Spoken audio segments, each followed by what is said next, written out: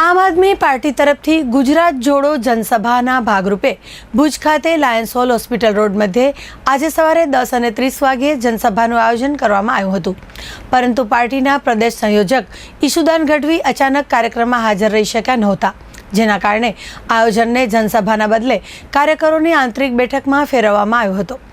આ બેઠકમાં ભવિષ્યના આયોજનો, સ્થાનિક રાજકીય સંજોગો અને વિવિધ કાર્યક્રમોની રણનીતિ અંગે ચર્ચા કરવામાં આવી હતી।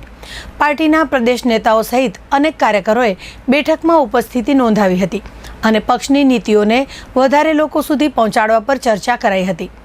જનસભા હાલ માટે મુલતવી રાખવામાં આવી છે અને આગામી તારીખમાં પુનઃ આયોજિત કરાશે તેવા સંકેતો મળી રહ્યા છે। ડોક્ટર નેહલ વૈદ્યએ ચંચળ ન્યૂઝ સાથે આ અંગે વાત કરી હતી। આજે આમ આદમી પાર્ટી તરફથી આમ તો ભુજમાં ઈશુદાન ગઢવીની જનસભાનું આયોજન હતું, પણ અનિવાર્ય કારણોસર ઈશુદાનભાઈ આવી નથી શક્યા અને એ કારણે પછી અમે નાની એવી કાર્યકર્તા મીટિંગ અત્યારે કરી અને જે નવા લોકો અમારી સાથે જોઈન થવા માંગે છે એ લોકોને આજે અમે અહીંયા બોલાવી અને પાર્ટી સાથે જોઈન કરાવ્યું છે। અને એટલે ભુજની અંદર અને કચ્છની અંદર પાર્ટીનું સંગઠન મજબૂત કરવા માટે અમે લોકો લગભગ આજે 10 જણા જેવા અમારી સાથે નવા લોકો જોડાયા છે અલગ અલગ બોર્ડમાંથી, અને એ પછી આગળ પણ આ પ્રક્રિયા ચાલુ રહેશે।